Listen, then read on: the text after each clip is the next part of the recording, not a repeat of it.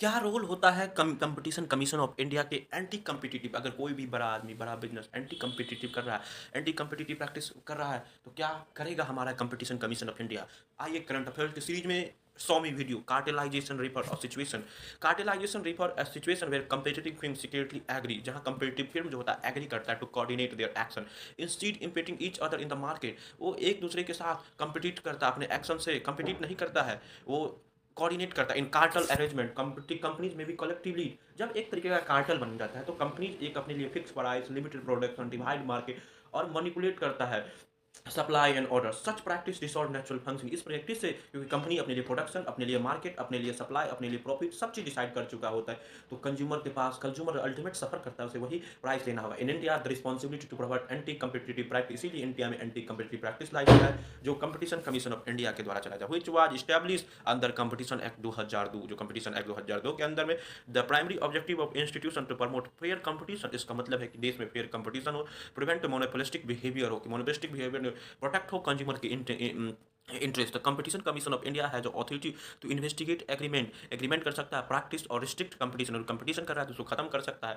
The company are suspected to forming cartel, जो भी company cartel बना रही है, cement production company limited production to reach price, competition commission initiate inquiry and based on the complaint of the individual government individual suspect during the investigation. Competition commission of India collect evidence, examine inquiry, evaluate whether firm engage in fixed prices, bidding or production. In cartelization is provision, अगर cartelization prove कर देता, commission can impose heavy financial penalty companies involved financial, but it may be ordered to stop anti-competitive practice or anti-competitive practice. In some cases it can direct structural change, बहुत ज़्यादा structural change करती, ताकि market में competition ना हो। Competition commission of India leniency program under which cartel member को देखा जाता है। Role of competition commission of India बहुत ज़्यादा है, जो efficiency of market development of money by insuring, फिर वह बात करते हैं। What is the mean by Goldy lock economy? क्या होता है? The concept of Goldy lock economy is refer situation, एक ऐसा सिचुएशन होता है जहां growth occur at a balance is sustainable, जहां ग्रोथ सस्टेनेबल स्पेस के साथ बढ़ता है। The term originate Goldilock three bear where something is consider perfect. Goldilock जहां पे